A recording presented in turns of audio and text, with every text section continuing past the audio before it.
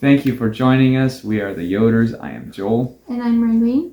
And this is little Vivie. And we are going to share the story of when she showed up here about 4 weeks ago. Shall we jump in? Yes, go for it. So she was born March the 3rd, 2 days before her due date. My due date was the 5th. And just to give you a little bit of a preview of what was going on the last couple weeks before she came, I had a lot of false labor leading up to it, wouldn't you say? Or I'd say almost daily having at least some sort of action, some days more than others. You probably thought about it more than I did. For sure.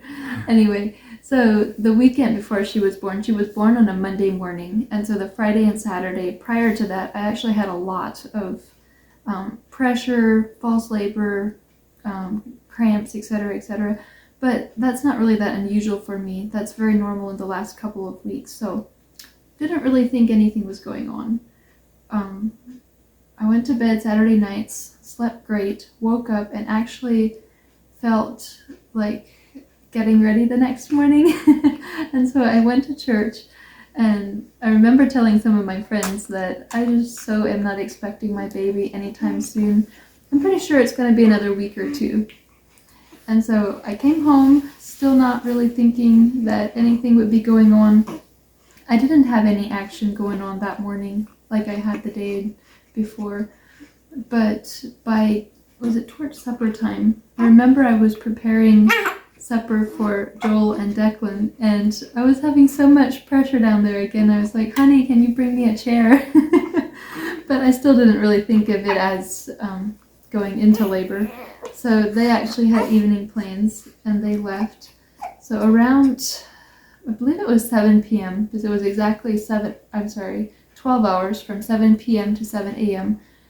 To where I first realized that something's going on. So around 7 p.m. Sunday night, I am laying in bed, and my water breaks. It wasn't a big break. It wasn't like a gush or anything. Sweetheart, are we telling the story correctly? Anyway, so my mucus plug went at that time as well. I waited around half an hour or so before the contractions started coming, and they just started right off, like every 5 minutes and lasting close to a minute. So around 8 o'clock p.m., I called my midwife and I said, there's nothing to be concerned about yet. It's just, I wanted to let you know that probably by morning I'll be going into labor or like going into, think I'll probably be having the baby by tomorrow. Anyway, did not think I would be calling her back that evening yet, but she told me from what she hears, I'll probably be needing her tonight yet, or that evening. Anyway, so I texted Joel, was it around 8:20 or so? So you're about half an hour away.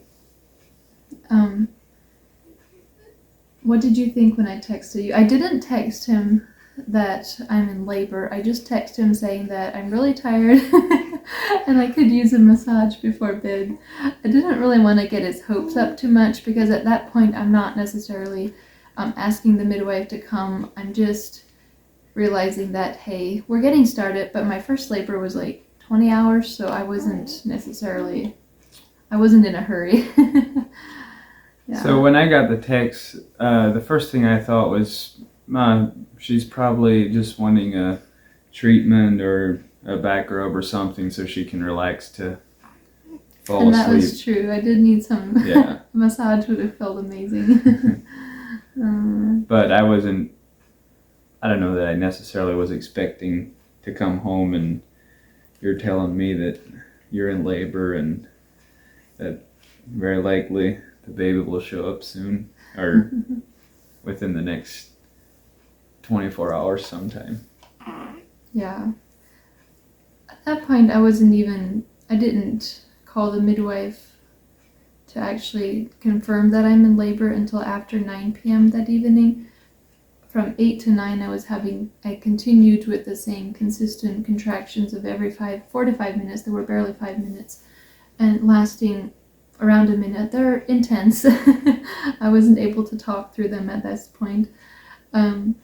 And I still had stuff that I wanted to do around the house. By the way, I don't even think I told you this. But so I went into a labor at least a week before I had mentally prepared myself, which I was glad for that. I would much rather have it be that way around. And so my house still needed a good cleaning, one. And I still had all of my winter decor out, which I don't do a lot of decor, but I wanted to put some of that stuff away yet and get out a few springy things. And I was like, if this is actually going into labor, I might at least want to have the house picked up and, do a little bit of sweeping. But so I kept timing myself between contractions. I knew it was going to be a while until he gets back. You had over half an hour's drive, and I didn't tell him to rush or anything like that. I hadn't even told him officially that I am in labor, partly because I didn't want Declan to feel the excitement. We wanted to do a home birth, and I thought it would be best if he just came home and Mama and Daddy acted like normal and he went to bed, and then we kind of got our adrenaline rush and got to celebrate. So that's what I did, is I just kind of puttered around here as much as I could, getting stuff put away and as much prepared as I could. And then you got here around, I did call the midwife then after 9 and told her that, yeah, for sure, this is the real deal. And she said, well, she'll pack up and come over tonight yet. I told her to hold off. I wanted to make sure Declan was settled down for the night before she came over, because he knew at that point that whenever the midwife comes, it's game on and baby sister is coming. So I thought it would be easier for him to sleep if he didn't know that. So yeah, you came home, what time was it? Was it 10? Probably 9:30, 10 o'clock, something like that. Yeah. What did you think? No, I hadn't told you at that point yet. No, you hadn't told me before we came home that that you're in labor. But when you told me that you're in labor, I just remember feeling a rush of excitement, while at the same time I was feeling tired and wishing I could go to bed and rest, but I knew I was in for probably a long night. Yeah. I wasn't very wise in not taking a nap that day. Did you take one? I don't remember. Probably not a long one if you did. Yeah. You just weren't really expecting for it to be an all-nighter. Anyway, Declan was actually asleep when you got home, so I just let the midwife know then that she's welcome to come. And I think it was around 11 p.m. when she got here. So we had about an hour of just the two of us together having our excitement, and I remember shedding a few tears of just mixed feelings, like so much joy, but also realizing it's our last night as parents of one. Yeah. Even though we were so ready and excited for the next chapter. It just, felt good to have that time alone before the action continued. I believe labor just kind of continued. I did a lot of my laboring this time in the bed, which is completely opposite of last time. I was in every tub and shower in the house and just moving around a lot of my labor, which was during the daytime with our previous pregnancy. So this time being during the night, I had propped myself up in bed and just got into a very relaxed position. He did a lot of massaging just to try and help me relax as much as possible. And I was able to rest between contractions. And I thought when I was totally relaxed, it was definitely doable and so much easier. You actually I got close to 2 hours of sleep. Yeah, you needed that. Yeah, when, I don't know, was it 1, 2 o'clock sometime that I lay on the bed beside you and I fell asleep. And I was glad for that, because I didn't know how long into the next day we would be laboring. And so I just, or into that day, I guess. It was already early morning by that time. the midwife was obviously here during that time. She did very well with giving us our space, and yet I think she came in every hour to check on the baby. So yeah, that's basically what the night hours were. I think around 3 a.m. Go ahead. I can take care. That was what the night hours consisted of for you. And then, oh yeah. and then after, I think I had about 2 hours of sleep. And then when I woke up, I started massaging her again, and I was like, I do not feel well. And I told her I don't feel good. And so I went out of the room, went to the bathroom, and I threw up, what was it? Twice. Later during the night. During the night too. When she was in labor, and I felt bad for her. The only relief, or the only thing that I, in a sense,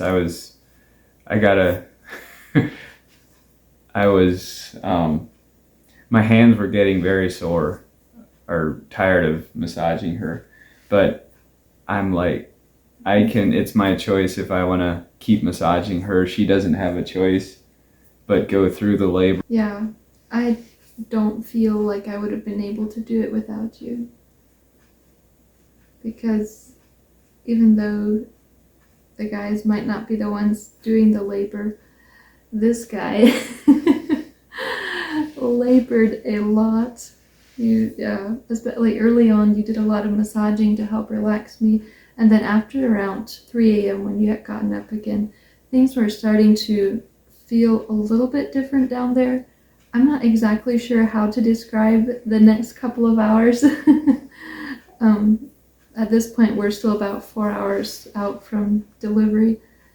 And either the midwife thought she might have gotten stuck or something at that point, because things got very, very intense. I'm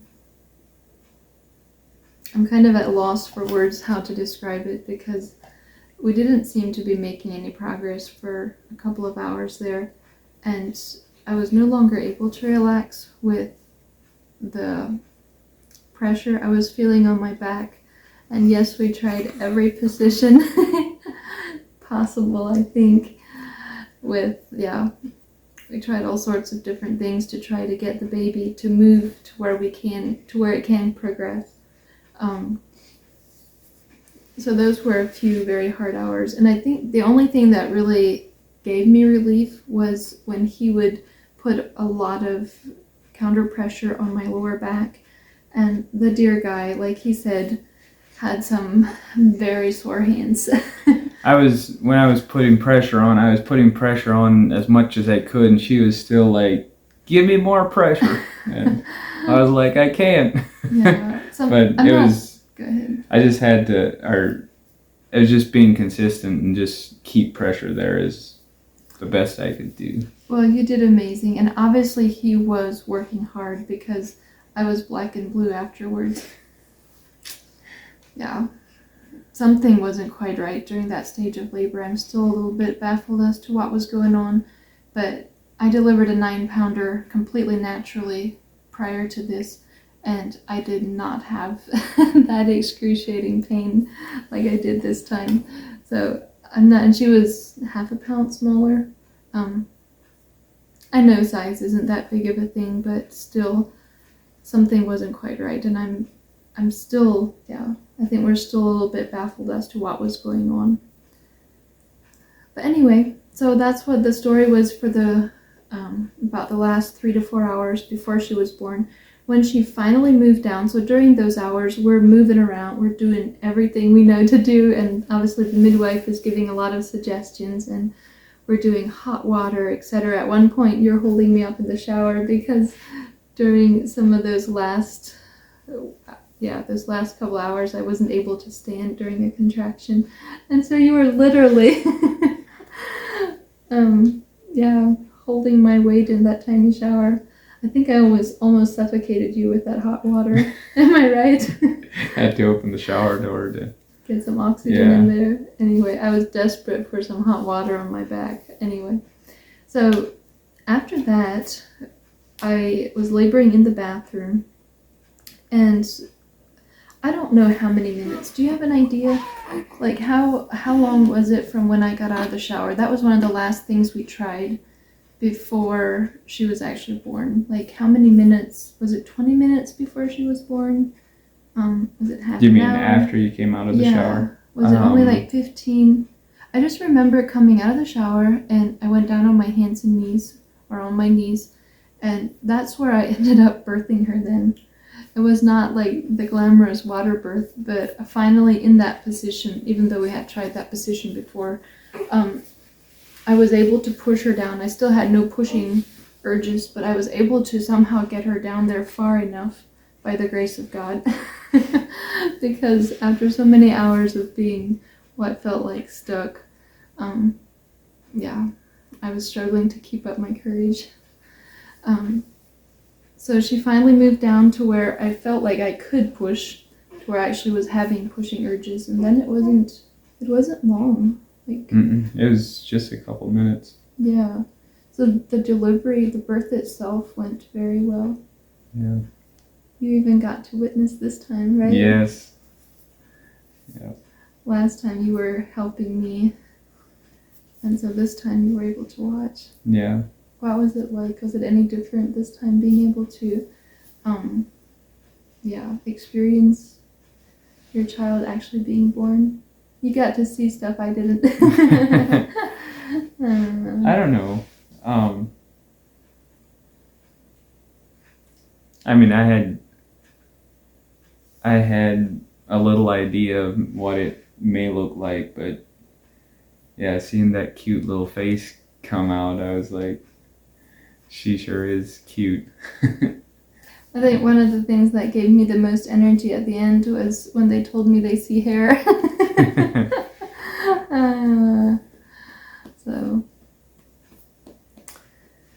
Well, is that the story? Yeah. I'm trying to remember if we missed any parts that we want to record for ourselves for the future, because I haven't written anything down or recorded anything else. I think I recorded, I should say, I did record a little bit. It was so dark it probably wouldn't be footage that I could share, but during the night when I was in labor, I'm thinking it was maybe like 2:30 or something like that, I did a small recording I should show you. I think it was during the time you were sleeping. I had a break between contractions, so I did video a little bit. Mm-hmm. But I think during the actual labor, we were too focused to even think of getting a camera out. Yeah. Then one of the exciting things for me was after Declan got up then. Aww, and we told him that his baby sister is born. Mm-hmm. It was very fun to watch him, because the first thing he wanted to do was to show her his toys. And it was awesome, because that was what he knew to offer. That was what he had to offer. It was like it felt like he was offering his best. Yeah. What do you think, little lady? We are so grateful to have you here safely. Yeah? We are so grateful. Are you tired? It is bedtime. Oh. And it is just as fun, or even funner than I expected to be a girl dad. I was so excited to be a girl dad. It's definitely been fun watching you. You're doing an amazing job. Thank you. And I'm proud of you for the way you care for her as well. Thanks, babe. You're gonna make me cry yet. She's a very content baby, overall anyway. So that is definitely a blessing. By the way, if you're a regular viewer of our channel, Isn't it great having this guy on some more? He was actually on last week as well. It seemed during these last number of months, it's just been hard to get time to sit down together to do videos. Too often by bedtime I was exhausted, and so that's usually when we did our videos, was when Declan was sleeping. And it's been great doing a video together again. Let him know how great he's doing in the comments, because I want to have him on some more. Technically it's the Yoders, not Mrs Yoder. Yeah. Hopefully we'll be able to work some more of these sit-down videos in together. Yes. So thanks, babe. You're welcome. Thanks for watching, and we'll see you next week. Bye-bye. Bye.